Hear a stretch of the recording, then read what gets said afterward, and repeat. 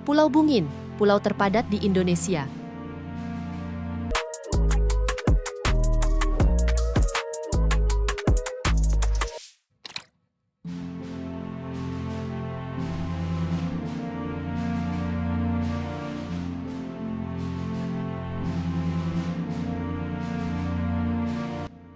Indonesia sebagai negara besar memiliki ribuan pulau. Tercatat sekitar 17.000 pulau tersebar di seluruh wilayahnya. Di antara banyaknya pulau, Pulau Bungin menarik perhatian karena kepadatannya yang luar biasa.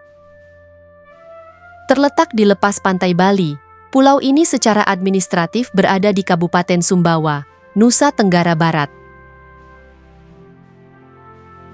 Nama Bungin berasal dari kata bubungan, yang dalam bahasa Bajo berarti tumpukan pasir putih di tengah samudra luas. Pulau ini hanya memiliki luas 85 hektar, namun dihuni lebih dari 5.000 penduduk. Mayoritas dari suku Bajo asal Sulawesi Selatan, yang telah menetap di Bungin sejak 200 tahun lalu. Pulau Bungin dikenal sebagai salah satu pemukiman terpadat di dunia. Hampir tidak ada lahan kosong di pulau ini. Dan seluruh pesisir telah dibangun rumah-rumah panggung yang berdempetan satu sama lain. Akibat kepadatan ini, Bungin tidak memiliki garis pantai.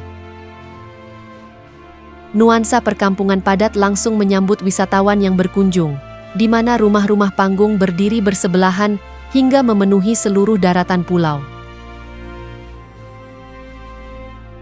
Meski berbeda dari destinasi wisata Sumbawa lain, yang identik dengan laut biru dan pasir putih, Pulau Bungin menawarkan keunikan tersendiri.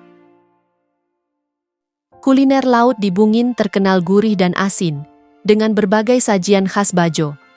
Di pulau ini terdapat restoran apung, yang menyajikan hidangan laut segar. Sebagai pelaut ulung, anak-anak di Bungin mahir menjelajah lautan dan berburu ikan. Mereka terbiasa membantu orang tua menyelam untuk mencari ikan dan terbiasa hidup di laut.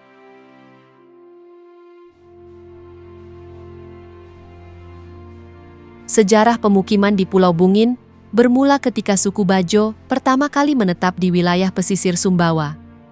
Dengan populasi yang terus bertambah, mereka mulai menguruk lahan di pinggir laut menggunakan batu dan karang mati sebagai pondasi rumah. Bahasa sehari-hari penduduk di sini adalah bahasa Bajo, bukan bahasa lokal Sumbawa. Karena 80% penduduknya bekerja sebagai nelayan, hampir setiap rumah memiliki perahu motor untuk memancing ikan atau lobster. Dulu, Pulau Bungin hanyalah gundukan pasir, yang kemudian dikembangkan oleh suku Bajo menggunakan karang mati sebagai dasar pondasi bangunan. Warga tidak perlu membeli tanah, karena mereka membangun daratan sendiri dengan mengeruk lahan. Kini, rumah-rumah di Bungin semakin modern, terbuat dari papan dengan atap seng atau genteng. Kehidupan di tengah-tengah desa pun mirip dengan kampung lain di Indonesia, dengan ternak seperti ayam dan kambing berkeliaran di sekitar pemukiman. Hukum adat perkawinan di Bungin juga berkontribusi pada kepadatan penduduk.